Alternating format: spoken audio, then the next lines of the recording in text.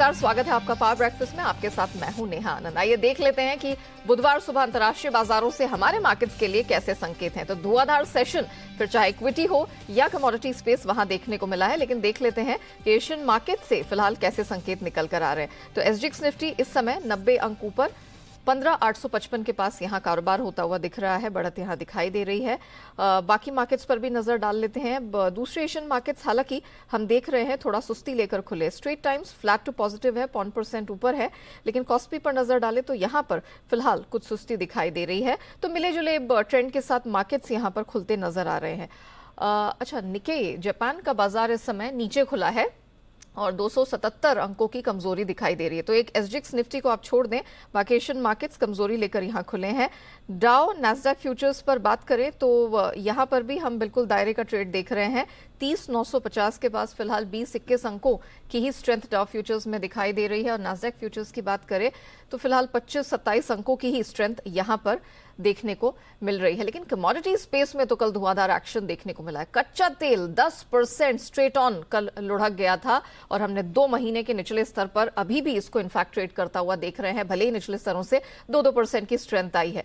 सोना $30 कल लुढ़क गया, ऑलमोस्ट 9 से 10 महीने के लोस के पास इस समय भी कारोबार हो रहा है। और चांदी तो हम देख रहे हैं $19 के पास कल बिल्कुल करीब आके लुढ़क गई थी और फिलहाल यहां पर 2 साल के निचले स्तर पर हो रहा है कारोबार। लेकिन काफी सारा एक्शन हमने बीते सत्र में इक्विटी और कमोडिटी स्पेस में देखा है। क्या कुछ हुआ है और क्यों ये सब हुआ है, सब बताने के लिए मेरे सहयोगी दीपांशु इस वक्त स्टूडियो में मेरे साथ जुड़ चुके हैं।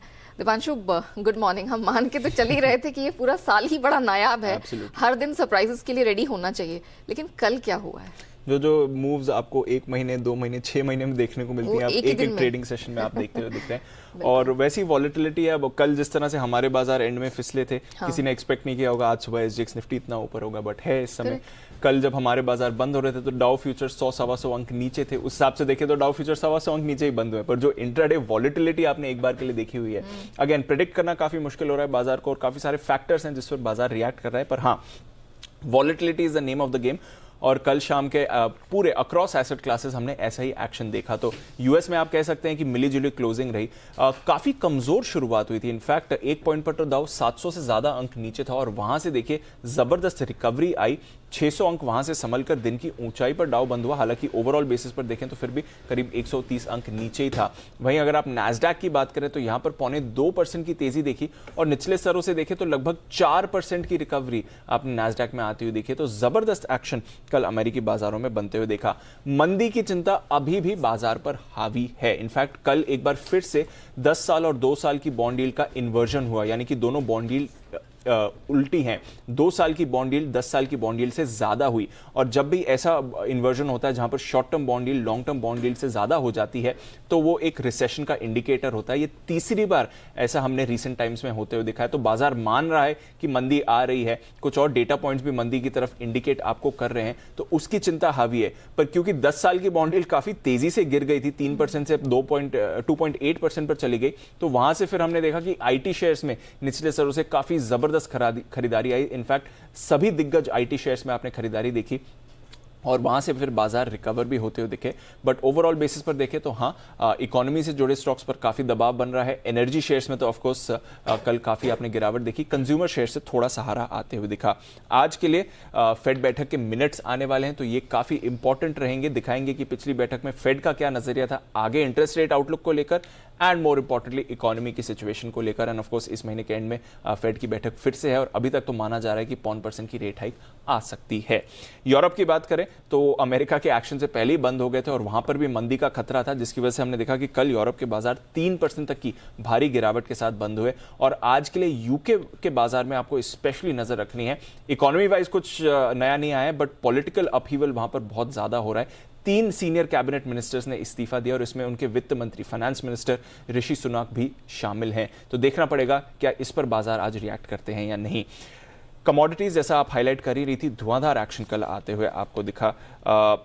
कल की गिरावट के बाद आज सुबह आप दाम थोड़े संभलते हुए दिख रहे हैं, बट कल $10 कच्चा तेल फिसला था, वहां से अभी $2-3 की आपको खरीदारी आती हुई दिख रही है। इसके साथ ही हमने देखा डॉलर इंडेक्स में 20 साल की नई ऊंचाई है, 106 के ऊपर हमारे बाजार जब खुले थे तभी चला गया था। मंदी का खतरा है इसलिए मांग की चिंता है, बट सप्लाई की चिंता है इसलिए निचले स्तरों से सपोर्ट आ रहा है। तो दोनों तरफ के फैक्टर्स हैं जो इस समय वॉलेटिलिटी में ऐड कर रहे हैं। बट हाँ, कीमतें 2 महीने के निचले स्तर पर तेल, 3 महीने के निचले स्तर पर गैस, बेस मेटल्स में भारी गिरावट है। Aluminium, zinc, copper multi month lows पर हैं। एग्री कमोडिटीज में भी आप देख रहे हैं 5 से 6 महीने के निचले स्तर पर सारी कमोडिटीज ट्रेड करें, तो काफी भारी गिरावट आई है। तो उस तरह से एक राहत की बात है और शायद उस पर एसजीएक्स थोड़ा ज्यादा रिएक्ट कर रहा है। बट कल हमारे बाजार ऑलरेडी गिर गए थे, देखते हैं आज कैसे ट्रेड करते हैं। और ऑफ कोर्स रुपया वो भी हमारे लिए सिरदर्द बना ही हुआ है, क्योंकि कल भी हमने क्लोजिंग होते होते उसे नए रिकॉर्ड स्तर छूते हुए देखा डॉलर के मुकाबले।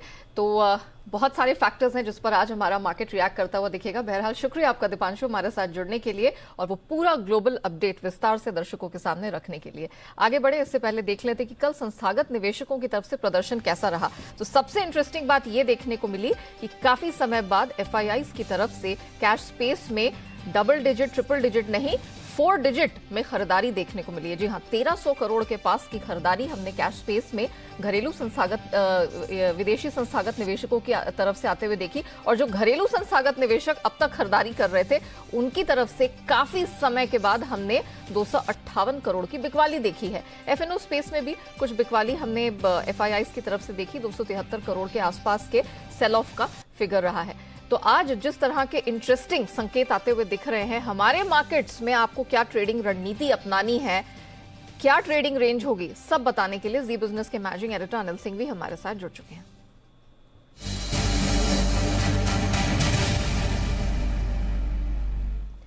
Sir good morning. सर इससे पहले कि मैं ट्रेडिंग रेंज समझूं, अगर आप पहले यही समझा देते कि हुआ क्या और आज हमारा मार्केट देखेगा किस चीज को, कमजोर रुपया, एफआईआईज की खरीदारी, कच्चा तेल का सस्ता होना, कैसे हम रिएक्ट करेंगे सर? मॉर्निंग, यहाँ देखिए सब कुछ देखेंगे और ढेर सारे फैक्टर्स हैं और ढेर सारी चीजें दुनिया भर में होती हुई दिख रही है और उसका असर हमारे यहाँ भी पड़ेगा।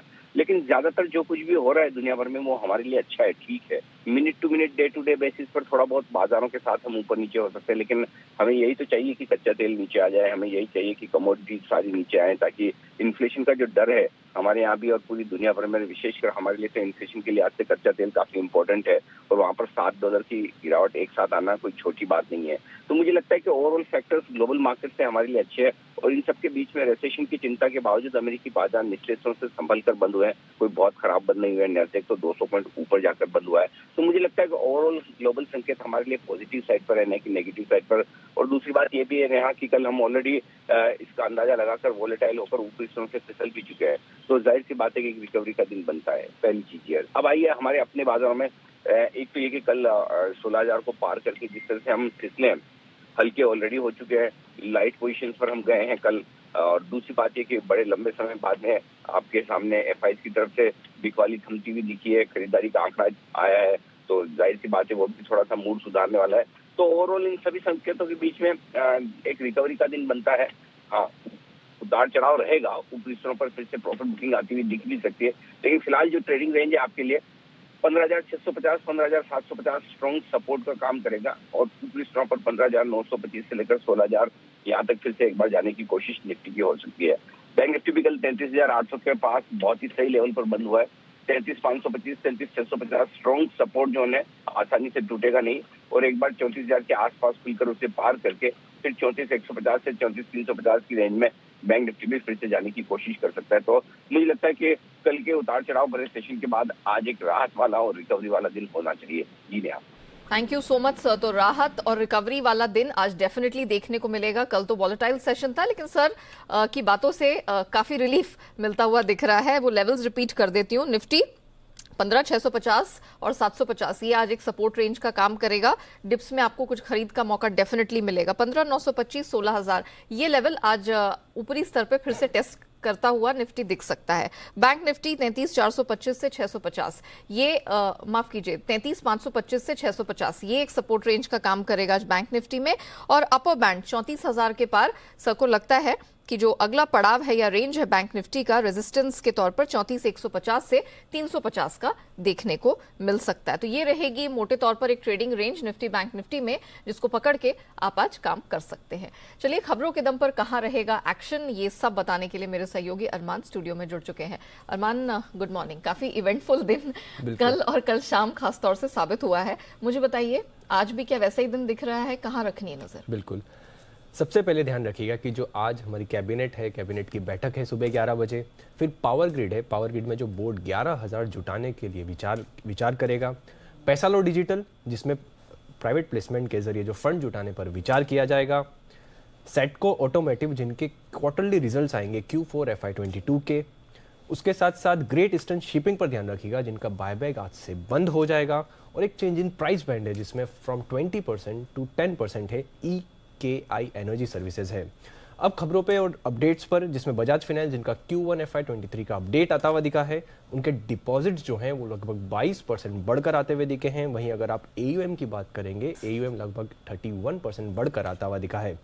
मेरिको का भी अपडेट आता हुआ दिखा है। मेरिको में उन्होंने कहा है कि जो बढ़ती महंगाई का असर उन्हें मांग पर भी दिख रहा है, और वो जो घरेलू वॉल्यूम है वो उसमें ये अज्यूम कर रहे हैं कि लगभग मिड सिंगल डिजिट की गिरावट उनको लग रही है कि उसमें हो सकती है। उसी के साथ साथ जो सफोला जो उनका ब्रांड है उसमें भी वॉल्यूम का गिरावट है। हालांकि जो पैराशूट है वहां पर वो बोल रहे हैं कि वहां पर कम गिरावट देखने को मिलेगी। टाटा मोटर्स पर अपडेट आता हुआ दिखा है। बॉम्बे हाईकोर्ट का एक ऑर्डर है जिसमें बेस्ट के 2100 इलेक्ट्रिक बसों का टेंडर रद्द कर दिया गया है, और बॉम्बे हाईकोर्ट ने बेस्ट से टेंडर फिर से जारी करने को कहा है, और इस बोली में टाटा मोटर्स फिर से बिड कर सकता है। साटिया इंडस्ट्रीज पर ध्यान रखिएगा जिसमें उनको एक ऑर्डर मिलता हुआ दिखा है, वो लगभग 105 करोड़ का एक ऑर्डर मिलता हुआ दिखा है, और ये टेक्स्ट बुक छपाई के लिए उनको एक ऑर्डर मिलता हुआ दिखा है। बायोकॉन लिमिटेड जिसमें बेंगलुरु में नई बायोलॉजिक मैन्युफैक्चरिंग फैसिलिटी को EU GMP एक सर्टिफिकेशन है वो इनको मिल चुका है। तेजस नेटवर्क जिसमें संख्या लैब्स के लगभग इन्होंने 61 लाख शेयर्स जो हैं वो लगभग 276 करोड़ में खरीदे हैं। स्पाइस जेट जो कल एक दिक्कत आई थी, आज भी कल की ही बात है, ये भी Q400 एक एयरक्राफ्ट है जिसमें विंडशील्ड का बाहरी पैनल में वो टूटा है। उसके कारण हालांकि जो लैंडिंग है वो मुंबई में सुरक्षित हो चुकी है, पर ये एक ही दिन में दूसरा मामला आता हुआ दिखा है। और अंत में वेस्ट लाइफ डेवलपमेंट पर ध्यान रखिएगा जिसमें ICICI प्रूडेंशियल लाइफ ने लगभग 2% हिस्सेदारी बेची है। Okay Arman, thank you so much हमारे साथ जुड़ने के लिए, बताने के लिए कि आज खबरों के दम पर किन स्टॉक्स एंड सेक्टर्स पे रखनी है नजर। और अरमान ने अपने लिंक की शुरुआत में ही कैबिनेट की अहम बैठक का जिक्र किया था, तो उस पर हमारी नजर बनी हुई है। किन मुद्दों पर इस बैठक में चर्चा हो सकती है, बताने के लिए मेरे सहयोगी तरुण शर्मा इस वक्त मेरे साथ जुड़ चुके। तरुण, गुड मॉर्निंग। बताइए, इस कैबिनेट बैठक के मायने क्या है, क्या एजेंडा है? बिल्कुल, जैसे कि अरमान कह रहे थे कि 11 बजे आज कैबिनेट की बैठक है, तो उस बैठक के अंदर एक बड़ा फैसला होने की उम्मीद है। वो है लैंड लीज पॉलिसी, रेलवे की लैंड लीज पॉलिसी के ऊपर। काफ़ी लंबे समय से इस पर चर्चा चल रही थी, और अब गति शक्ति को देखते हुए सरकार ये चाहती है कि जो रेलवे की लैंड है वो सिर्फ रेलवे के कार्गोज के लिए यूज़ ना हो, बाकी इंफ्रास्ट्रक्चर के लिए भी यूज़ हो। तो उसमें वो बदलाव करना चाहती है। उस बदलाव में दो चीज़ें सामने निकल के आ सकती हैं। एक तो कि कितनी फीस चार्ज की जाए, क्योंकि अभी जो है वो 5 से 6% चार्ज किया जाता है, जिसको घटा के 2.5 से 3% करने की योजना है। और दूसरा जो लीज के जो टेन्योर है उसको भी बढ़ाया जा सकता है, इसको 25 से 30 साल तक किया जा सकता है। इस पे विचार आज कैबिनेट में हो सकता है, और यदि ये आज अप्रूवल हो जाता है और कैबिनेट इस चीज़ को अप्रूव करता है, तो कॉनकॉर का जो डाइवेस्टमेंट है उसमें गति मिलेगी, उसमें एक रफ्तार मिलेगी। क्योंकि कॉनकॉर का जो डाइवेस्टमेंट है वो इसी वजह से रुका हुआ है कि इसमें लैंड लीज फीस क्या हो, और जो लीज करने का जो टेन्योर है उसको ज़्यादा सालों के लिए रखा जाए। तो इन दोनों ही चीज़ों पे आज विचार होना है, और इस विचार ये एक बहुत इम्पॉर्टेंट मुद्दा है जो काफ़ी लंबे समय से फाइनेंस मिनिस्ट्री, नीति आयोग और रेलवे मिनिस्ट्री के बीच में चल रहा है। चलिए, तो 11 बजे कैबिनेट की बैठक पर रहेगी नजर। तरुण की पैनी नजर इस पे बनी हुई है और जो भी आउटकम निकल कर आएगा उसकी पूरी डिटेल, उसके पूरे अंडरस्टैंडिंग आउटलाइन हम रखेंगे आपके सामने। तरुण, थैंक यू सो मच हमारे सामने उस कैबिनेट की बैठक से पहले का एजेंडा रखने के लिए। आइए अब जान लेते हैं आज की ट्रेडिंग कॉल्स। शुरुआत करेंगे चॉइस ब्रोकिंग के साथ। भारतीय एयरटेल खरीद के चलने की सलाह इनकी तरफ से निकल कर आई है। 684 रुपए 45 पैसे का लास्ट ट्रेडिंग प्राइस था, इसको खरीद के चलना है। स्टॉप लॉस 667 का है, टारगेट 710 का। अब आते हैं सेंट्रम ब्रोकिंग की स्ट्रैटेजीज की तरफ। आज एसआरएफ में इनकी तरफ से सेल की रिकमेंडेशन है। स्टॉप लॉस 2080 का और टारगेट 1980 का इसमें मिल जाएगा। दूसरी स्ट्रैटेजी इनकी तरफ से खरीदारी की है और खरीदारी करनी है सीमेंस में। स्टॉप लॉस 2520 का लगाएं, टारगेट 2640 का इस स्ट्रैटेजी में मिल जाएगा। और अंत में आनंद राठी सिक्योरिटीज, इनकी तरफ से जीएसपीएल खरीद के चलने की सलाह निकल कर आ रही है। इसका क्लोजिंग प्राइस था 226 रुपए 45 पैसे का। स्टॉप लॉस 220 का लगाना है और इस स्ट्रैटेजी में आपको टारगेट 238 रुपए का मिल जाएगा। आइए जान लेते हैं कि आज के बाजार के लिए रणनीति आपको क्या अपनानी है। एक्सपर्ट्स की राय रखेंगे आपके सामने। किन शेयरों पर और सेक्टर्स पर रखनी है नजर, उस पर बात करने के लिए हमारे साथ एसएमसी ग्लोबल के मुदित गोयल जुड़ चुके हैं। मुदित जी, गुड मॉर्निंग, बहुत स्वागत है। कल तो काफी वॉलेटाइल सेशन रहा। अच्छी शुरुआत होते होते अंत के आखिर के 1-1.5 घंटे में ये गिरावट में तब्दील हो गई। मुझे बताइए, आज कुछ खरीद के मौके निफ्टी बैंक निफ्टी में दिख रहे हैं आपको? Good morning Neha ji, good morning everyone. बिल्कुल, देखिए हमें एक चीज तो भूलनी नहीं है कि मार्केट में वोलेटिलिटी खत्म हो गई है। मार्केट में वोलेटिलिटी तो बनी रहेगी, बट अंडरटोन और बाइसनेस मार्केट का पॉजिटिव साइड ही होता हुआ नजर आएगा। ओवरऑल अगर चार्ट पे बात करते हैं निफ्टी के, तो एक inverse head and shoulder pattern market ने बनाया, उसका ब्रेकआउट कल के सेशन में दिया। ब्रेकआउट होल्ड नहीं हुआ है, बट अभी भी चार्ट पॉजिटिव ही साउंड कर रहा है। जब तक हम चार्ट पर 15,660 के लेवल्स को होल्ड करते हैं, तब तक हर डिप में बाय करके चलने की सलाह होगी। तो आज जिस तरह से एसजीएक्स निफ्टी इंडिकेट कर रहा है, एक बढ़िया मार्केट में ओपनिंग देखने को मिल सकती है। बट स्टिल हम एक ही चीज कहेंगे, वोलेटिलिटी में कहीं भी कोई डिप देखने को मिलता है और डिप में निफ्टी 15,750 के आसपास ट्रेड होता है, डेफिनेटली बाय करके चलेंगे। हमें लगता है 15,900 15,920 तक के अपसाइड मूव आज के सेशन में नजर आ सकते हैं। तो स्टॉप लॉस आएगा 15,660 का। वहीं अगर निफ्टी बैंक की बात करते हैं, तो निफ्टी बैंक में भी स्ट्रक्चर खराब नहीं हुए हैं, सिमिलर स्ट्रक्चर बनते हुए नजर आए हैं। और अभी भी निफ्टी बैंक जब तक 33,400 के लेवल को होल्ड करता है, हर डिप में बाय करके चलेंगे, डिप में ही खरीदारी करनी है। तो अगर निफ्टी बैंक भी कहीं भी डिप में 33,700 के आसपास मिलता है, बाय करके चलेंगे। स्टॉप लॉस रहेगा 33,600 का, टारगेट बनते हैं 34,100 के। ये आज के सेशन में ही टारगेट हासिल होने चाहिए। ओके, कल हमने कमोडिटी स्पेस में जिस तरह का राउट देखा, फिर चाहे वो मेटल हो या कच्चा तेल, उसके अनुरूप कोई स्टॉक्स या सेक्टर्स हैं जो आपके दिमाग में है, जिस पर आज फोकस करके चल सकते हैं? देखिए, अगर कमोडिटी प्ले की बात करते हैं, तो मुझे ऐसा लगता है कि मेटल स्टॉक्स में कुछ बाउंस बैक देखने को मिल सकता है। देखिए, यहाँ पर नेहा जी एक चीज मैं क्लियर करूंगा, यहाँ पर जो मेटल स्टॉक्स के चार्ट बनते हुए नजर आए हैं, हम ये नहीं बोलेंगे कि यहाँ से कोई बड़ी तेजी बनेगी, बट हाँ, चार्ट को देख के हम ये जरूर बोलेंगे कि जो करेक्शन का दौर था, जो करेक्शन देखने को मिल रही थी, वो यहाँ पे जरूर थमती हुई नजर आएगी। तो अगर मेटल को कहीं प्ले करना है, तो मेरा पसंदीदा काउंटर रहेगा टाटा स्टील। टाटा स्टील को खरीद के चलेंगे। जो रिसेंट का स्विंग लो था, उसका स्टॉप लॉस लगाएंगे। 830 के स्टॉप लॉस से खरीद के चलेंगे। जब तक 830 को अब होल्ड करता है, तब तक कोई बड़ी करेक्शन के लिए हम उम्मीद नहीं करेंगे। 830 का ब्रेकडाउन होगा तभी कोई बड़ी करेक्शन आएगी, अदरवाइज बाय ऑन डिप से ये काउंटर है। यहाँ पर एक बार 830 रुपए के स्टॉप लॉस से पोजीशन बना के चलेंगे। बाउंस बैक में 900-920 तक के अपसाइड मूव देखने को मिल सकते हैं। ओके, और आपकी बेस्ट पिक्स आज कहाँ से आ रही हैं? मैं भी आज के लिए जो 2 स्टॉक चुने, सबसे पहले भारतीय एयरटेल। भारतीय एयरटेल को खरीद के चलेंगे। एक बहुत बढ़िया पैटर्न ये काउंटर बना रहा है, करेक्शन के बाद कंसोलिडेशन में ये पैटर्न बन रहा है। और मेन चीज क्या है, 200 डेमा के ऊपर लगातार ये काउंटर सस्टेन हो पा रहा है और अच्छे वॉल्यूम के साथ बाइंग देखने को मिल रही है। 700 रुपए के टारगेट के लिए भारतीय एयरटेल को लॉन्ग करके चलेंगे। स्टॉप लॉस रहेगा 675 का। दूसरा काउंटर रहेगा जुबिलेंट फूड का। जुबिलेंट फूड के चार्ट पर बात करें तो वीकली चार्ट पर बहुत बड़ा ब्रेकआउट कल के सेशन में आया है और मार्केट में जहां वोलेटिलिटी थी, स्टॉक कहीं भी अपने गेन्स को एग्जॉस्ट नहीं किया और पूरे गेन्स के साथ ही क्लोज होता हुआ नजर आया। 100 डेमा के ऊपर कल क्लोजिंग देखने को मिली है और ट्रायंगुलर पैटर्न का ब्रेकआउट भी कल के सेशन में नजर आया है। तो हमें लगता है जुबिलेंट फूड में रैली और एक्सटेंड हो सकती है। 570 के टारगेट के लिए जुबिलेंट फूड को लॉन्ग करेंगे, स्टॉप लॉस रहेगा 546 का। Point taken. Thank you so much Mudit ji हमारे साथ जुड़ने के लिए, बताने के लिए कि आज इक्विटी मार्केट में कहाँ किन सेक्टर्स में कमाई के किस प्रकार के मौके हैं। अब बात कमोडिटी बाजार की, समझते हैं आज के लिए रणनीति। आनंद राठी के जिगर त्रिवेदी हमारे साथ जुड़ चुके हैं। जिगर, गुड मॉर्निंग। सोने चांदी से करेंगे शुरुआत। 10 महीने के लोस पर अंतर्राष्ट्रीय बाजार में सोना है, ऑफकोर्स रिकवरी वहां पर आई है, चांदी भी निचले स्तरों से थोड़ा उठी है। कल चांदी 60,000 के पास बंद हुई है। मुझे बताइए, जिस तरह का हैवी ड्यूटी करेक्शन दिखा और सामने रुपया रिकॉर्ड लोस पर है, आज क्या किया जाए?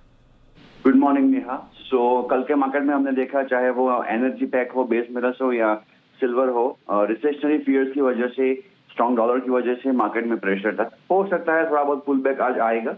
सो गोल्ड में थोड़ा बहुत पुल बैक बन सकता है। ऑगस्ट कॉन्ट्रैक्ट 51,350 पे बाय करके चले, 51,250 का स्टॉप लॉस लेके चले, 51,550 का टारगेट रहेगा।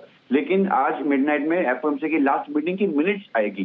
There will be pressure tomorrow onward also. Friday को नॉन फार्म पेरोल से that will also be very much important. आज थोड़ा बहुत पुल बैक रैली हो सकता है। तो आज पुल बैक रैली का सहारा मिल सकता है। बुलियन के स्पेस में थोड़ी सी खरीदारी डेफिनेटली बनती है, जिगर मानते हैं। मेटल स्पेस में क्या किया जाए? कल जिस तरह का भारी भरकम करेक्शन हमने एलएमई पर देखा, यूएस कॉपर फ्यूचर्स निचले स्तरों से थोड़ा रिकवर किया है। हमारे मार्केट्स में क्या किया जाए? जो 2.5 से 3.5% का करेक्शन आया है, क्या ये खरीद का मौका है आज? कॉपर की मैं बात करूं तो 1.5 महीने से उसमें एक सेलिंग प्रेशर दिख रहा है। 805, 810 के लेवल से आज बन चुके हैं 650 के आसपास। रिलीफ रैली यहाँ पे भी देखने को मिलेगी। Copper July contract one should go long around 650 to 649 stop loss, 657, 658 target, but these are purely for intraday because the undertone larger trend that's bearish. कल अच्छा खासा करेक्शन हमने कच्चे तेल की कीमतों में भी आते हुए देखा है। 7800 के नीचे हमने इसे बंद होता हुआ देखा। जरा बताइए कि कच्चे तेल में क्या किया जाए? Correct. We have seen the breach of $100 also. So मुझे लग रहा है जिस तरीके से 10.5-11% का एक डिप आया था, आज एक रैली यहाँ पे भी देखने को मिल सकती है। Crude July one should go long around 7775 and 7720 is the stop loss and 7900 is target. Okay. Natural gas में कोई व्यू बन रहा है खरीद का? कल 6% का तगड़ा करेक्शन हमने एमसीएक्स पर देखा, 435 के पास हुई है क्लोजिंग। इंटरनेशनल मार्केट में नेचुरल गैस में, यूएस नेचुरल गैस की अगर बात करें तो अभी भी वही प्रेशर तो लगातार बना हुआ है। अब क्या लगता है, ये खरीद का ऑप्टिमम लेवल आज हो सकता है? करेक्ट। नेचुरल गैस में कल हमने 6% का फॉल देखा था। मुझे लग रहा है 435 ये लेवल यहाँ पे भी और भी थोड़ा बहुत रिस्की है लॉन्ग करना। नेचुरल गैस में मैं कंफर्टेबली शॉर्ट करने की कंफर्टेबल हूं मैं यहाँ पे। I would say 435, so I would say 436, 437 के आसपास शॉर्ट करें। 440 should be the stop loss and 425, 430, 425 is the target. So natural gas में शॉर्ट कर सकते हैं। ओके। और क्विकली यूएसडी आईएनआर पे क्या व्यू बन रहा है? ये जो कमजोरी है जारी रहेगी? 79.37 पे हमने कल डॉलर की क्लोजिंग देखी है। खैर प्रेशर तो सारे ही करेंसीज पर था, तो क्या लगता है आज ये कुछ थमता नजर आएगा? जारी रहेगी ये प्रेशर, रूपी पे जारी रहेगा। हालांकि जिस तरीके से कल हमने क्रूड में फॉल देखा था, that is positive for Indian economy. हो सकता है आज रूपी में पुल बैक रैली आए, 79.10, 79 तक के लेवल्स पे देखने को मिल सकते हैं। But the undertone is negative in USD INR. Undertone is negative for rupee.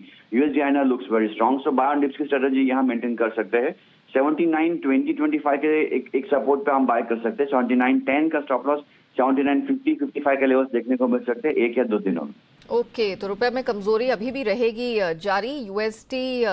USD INR का जहां तक सवाल है, थोड़ा सा करेक्शन आएगा, मतलब 79.1 के आसपास आ सकता है। लेकिन वही जिगर जैसे कह रहे हैं कि वो वंस अगेन यहां से खरीद का यूएसडी आईएनआर में मौका होगा, क्योंकि रुपए में और कमजोरी गोइंग फॉरवर्ड दिखेगी। जिगर, थैंक यू सो मच हमारे साथ जुड़ने के लिए, बताने के लिए कि कमोडिटी और करेंसी स्पेस में क्या रणनीति अपनानी है। आइए अब बात करते हैं एफआईआर यानी एफआईआई इन्वेस्टमेंट रिपोर्ट की। देख लेते हैं किन शेयरों पर एफआईआई ब्रोकरेजेस ने दर्ज की है एफआईआर। शुरुआत करेंगे कोटक बैंक से। यहां पर गोल्डमैन सैक्स ने अपना स्टैंस अपग्रेड किया है, न्यूट्रल से अब बाय करने की रिकमेंडेशन है। टारगेट भी बढ़ाया 2135 कर दिया है। ओएनजीसी पर सिटी बिकवाली की रिकमेंडेशन है, टारगेट काटा है 120 कर दिया है, पहले 145 था। टाटा मोटर्स पर मॉर्गन स्टैनली की ओवरवेट स्टैंस बरकरार है, टारगेट 530 का है। बजाज फाइनेंस पर मॉर्गन स्टैनली ओवरवेट का आउटलुक लेकर चल रहे हैं 8000 के टारगेट के साथ। वहीं कोल इंडिया पर क्रेडिट स्विस आउट परफॉर्म की रेटिंग दे रहे हैं और रेटिंग बरकरार है रादर, और टारगेट 250 का है। वहीं टाइटन की अब बात कर लेते हैं। इस पर मैक्वेरी आउट परफॉर्म का स्टैंस लेकर चल रहे हैं, 2750 का टारगेट वो सुझा रहे हैं। और अंत में ब्रोकरेजेस की रिकमेंडेशन आई है मारुति पर। जेपी मॉर्गन यहां पर न्यूट्रल स्टैंस लेके चल रहे हैं, टारगेट 8200 का है। और एचएसबीसी इसने मारुति पर बाय पोजीशन मेंटेन करने की सलाह दी है 9500 के टारगेट के साथ।